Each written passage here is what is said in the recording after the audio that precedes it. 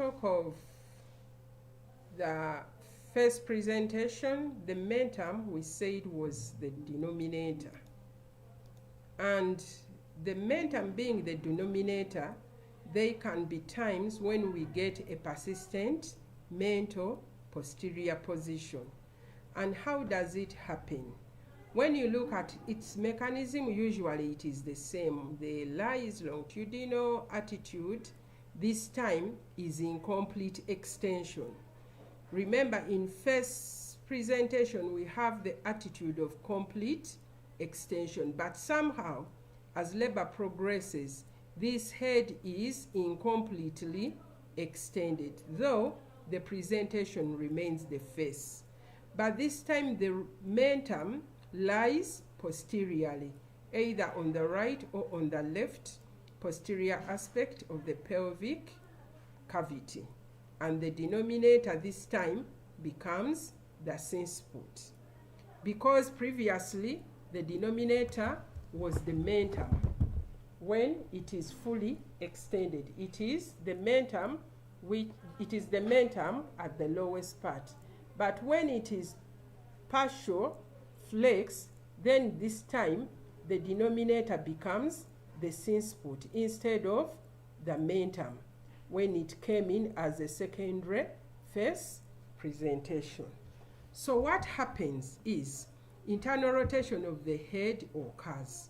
With uterine contractions, this increases flexion and descent occurs, and the synsput becomes the leading part. This time it is the synsput down, as it is the synsput being more down as compared to the main term in the full face presentation, because in full presentation it is the main term which is the leading part, but in partial it is the synsput becoming the leading part.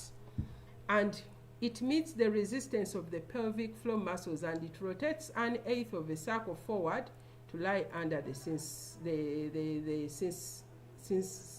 symphysis pubis. The chin goes into the hollow of the sacrum and no further mechanism. So because it is the chin, the synsput leading, as it rotates, it brings this chin into the posterior aspect of the pelvic cavity. So this is what it means, that as it goes, somehow the synsput becomes the leading part. And as it tries to rotate, the chin is caught up in the posterior aspect of the pelvic cavity. And by this, the synsput is slightly lower than the main term due to the rotation. But again, because the chin is trapped up in the pelvic cavity, no further rotation occurs. So this baby is caught up. So what does happens? The face becomes impacted because the head and the neck are completely extended and no further extension can take place. So what we call persistent mental posterior, when it happens, the head becomes trapped up into the pelvic cavity, which is different at one time when we have the mental posterior position, whereby there is internal rotation of the head, and instead of the chin rotating an eighth, it can rotate 3/8 of a circle. That is, it rotates from, because it is mental posterior, it can rotate like in OPP from the posterior part of the pelvis, and it rotates anteriorly and brings the chin under the subpubic arch. So this is also a long rotation in face presentation.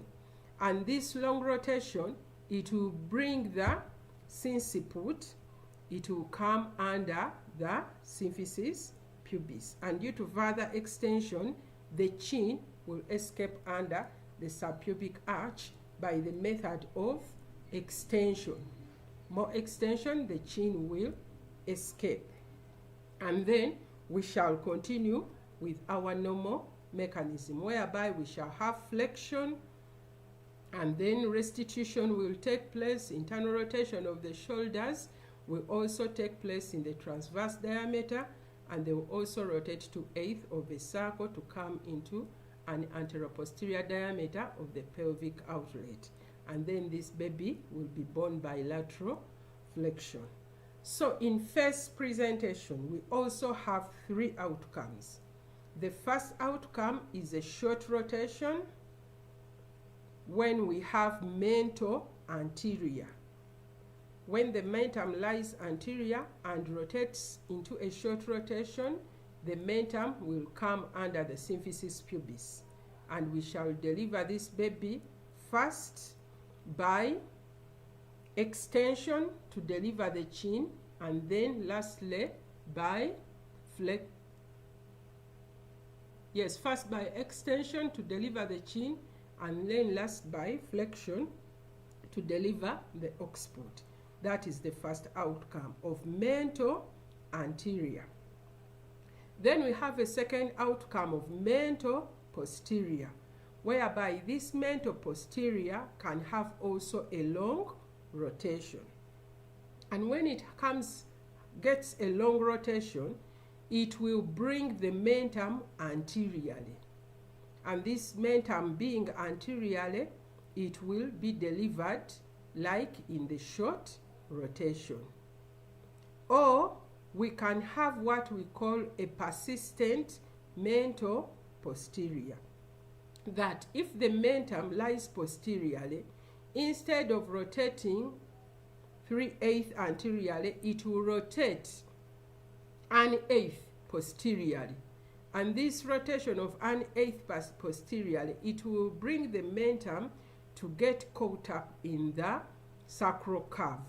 And if it is caught up in the sacral curve, the synsput will now become the denominator. And because the synsput is now the denominator, the head will be caught up in the pelvic cavity, and no more descent will occur. And this mother will get what we call obstruction. So this mother may need to be rushed to theater. Complications, I don't need to explain the complications, but to mention by a few, we may have extensive perineal lacerations, maternal exhaustion due to prolonged labor, instances of instrumental delivery called prolapse, puerperal sepsis due to increased vaginal examinations, obstructed labor, like we have said in persistent mentor posterior, rectal and vaginal fistulae can also occur. To the baby, of course, we shall get fetal hypoxia due to prolonged labor, intracranial damage, edema of the face, and even damage to the larynx due to extension of the neck. So with these few remarks, I feel we must appreciate the first presentation, learn how to diagnose it so early, and refer this mother to hospital for further management, because we never know, anything can happen. It can come in as a first presentation, but later it can come a persistent mentor posterior, which cannot be managed in a maternity center. So if this mother, we can diagnose it early, then we refer this mother to a bigger health facility center. With these few words, we call it a day.